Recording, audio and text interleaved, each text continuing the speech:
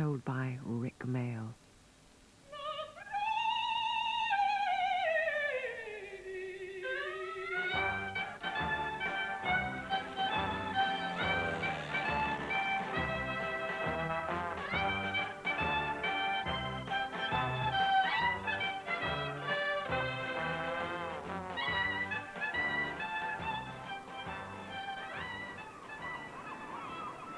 There was once a village where everyone was rich. Well, everyone except one little man who was astonishingly poor. And all the rich people laughed at him and called him the stupid little peasant and threw bits of mud and rubbish at him because they didn't like poor people. Well, how horrid. And in fact, the village was called Horrid on Sea.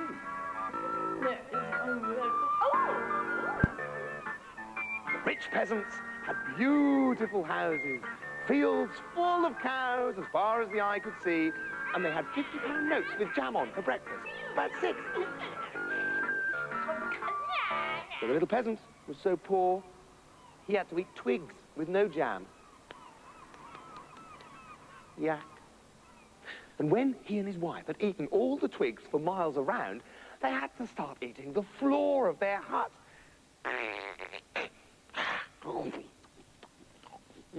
These floorboards a bit chewy, said his wife.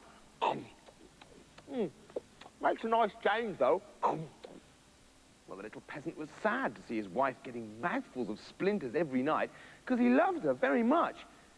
And so, one night, instead of eating his floorboard, he decided to make her a special present from it. And as she had always wanted to have some cows, he made the floorboard into a little calf. Well, it wasn't big enough to make into a cow. Oh, you! Oh, what a wonderful present, said his wife. It looks completely real.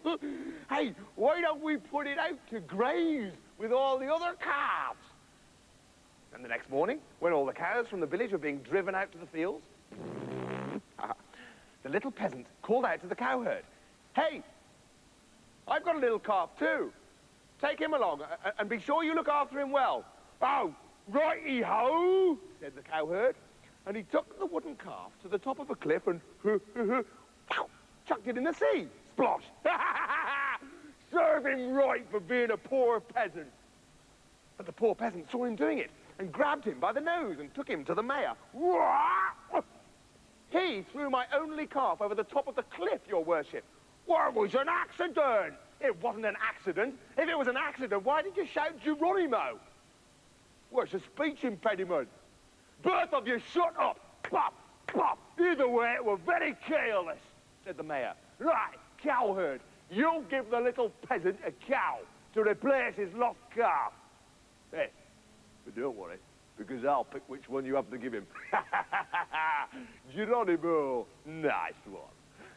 And because the mayor didn't like the little peasant either, he picked the most sickly, manky, 10,000-year-old cow and gave him that. Well, the little peasant rushed home. "Look, wife, we got a real cow." Bonk. "Oh, no, it's dead." They don't last long, do they? This farming's a lark, isn't it? "Oh, well, never mind. It can't be helped," said his wife. "Take its skin off and see what you can get for it down the market." "Well, I don't think you get much for a cow with no skin." Ugh. "No, I mean sell the skin, you dope." "Oh, right." So the little peasant set off to town with his cowskin under his arm. And, whoa, no, it started pouring with rain, like all the clouds were tipping out their paddling poles. Whoa, no!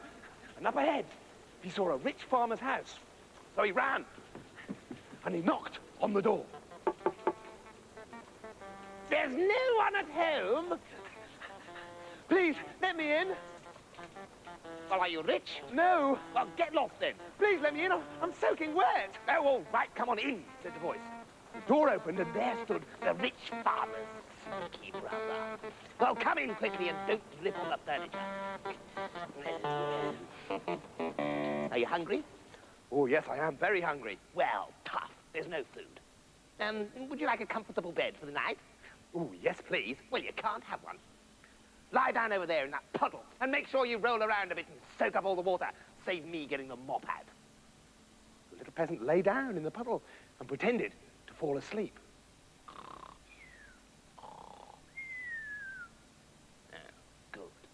brother said. The little stinking poor person is asleep.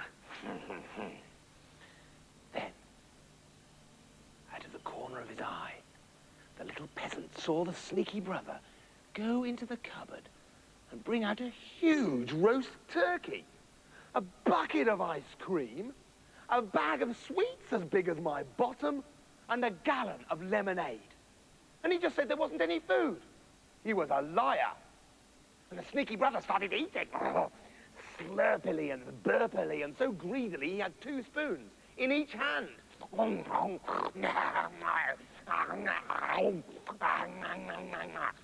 This is great. This is my favourite thing. Ow, that's the plate. Well, it's my second favourite thing. My favourite thing would be if I was the mayor. Oh, I'd love to be the mayor. If I was the mayor, I could eat. Excuse me. I could eat everyone's food. I could boss everyone around, and they'd all have to smile at me, even when I was pinching them, because I'd be the mayor. And suddenly he heard, "Hello, I'm home." Oh no, it's my good brother. I must hide the food. And the sneaky brother was in such a panic, he hid all the food in the bed.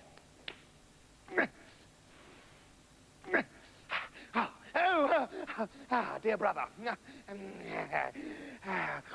Excuse me. Thank goodness you're back again. I was so worried. Well, the good farmer saw the peasant lying on the floor. Well, who's that lying in the puddle? Oh, well, you know me. Just some poor person I was very kind to. Well, that's very good, said the farmer. We must all be very kind to poor people. Now, could I have something to eat, please? I am starving. Oh, no, you can't. Oh dear, I think I've given all the food away to poor people. There's only this bit of mouldy bread left. But the good farmer went over to the little peasant, woke him up, and said, "Hello, little poor person. I've got a piece of mouldy bread. Would you like half of it? And you can't be comfortable on the floor. Get up and go and lie in the bed." No, not the bed, because he absolutely insisted on lying on the floor. You love it down there, don't you? Well, there's not much room in the bed, said the peasant, with all this food in it. And the good farmer gasped with amazement when he saw the feast under the quilt. "Goodness gracious," he said, "why is all that food in the bed?" I don't know, maybe it was tired. And the sneaky brother had to sit at the table and share out his secret food with the other 2. "This is delicious," said the good farmer. "Well done, little peasant. Here's a present." And he lifted up a floorboard. "Oh, thank you, the wife and I'll enjoy that," said the little peasant, taking the floorboard. No, not that, you silly Billy," said the farmer. "Have all this money that I keep in the floor." And he gave him 300 pieces of gold. "Oh, thanks," said the little peasant, and ran all the way home to his wife.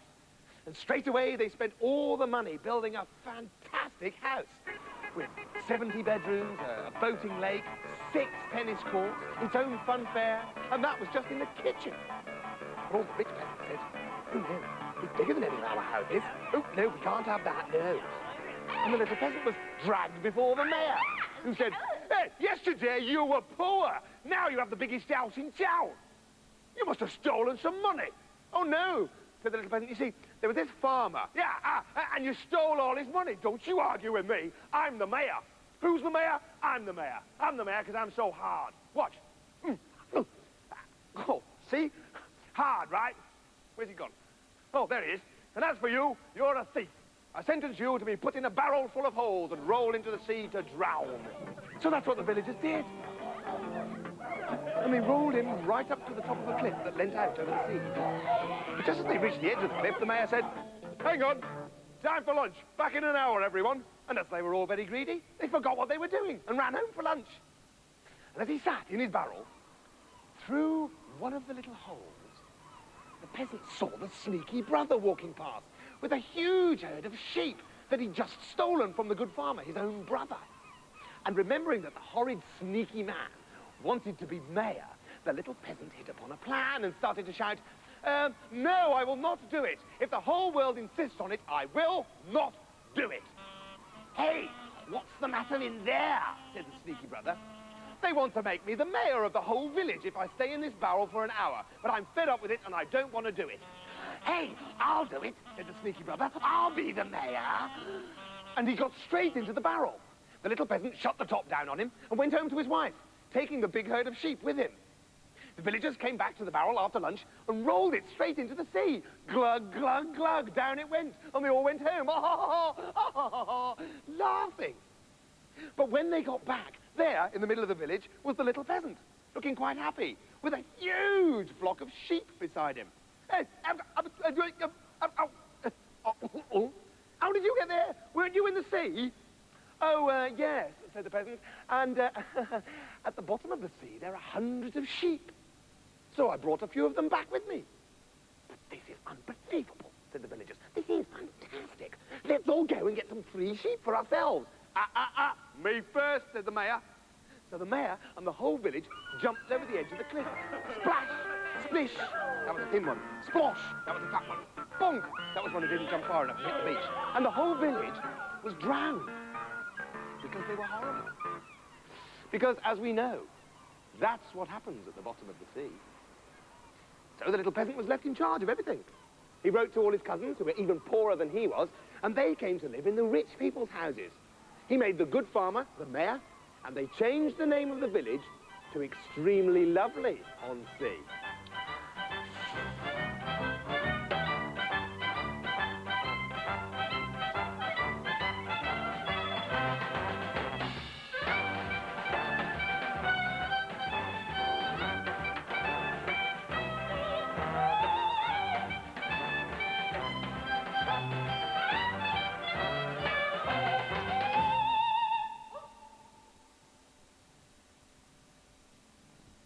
Mayall, his acting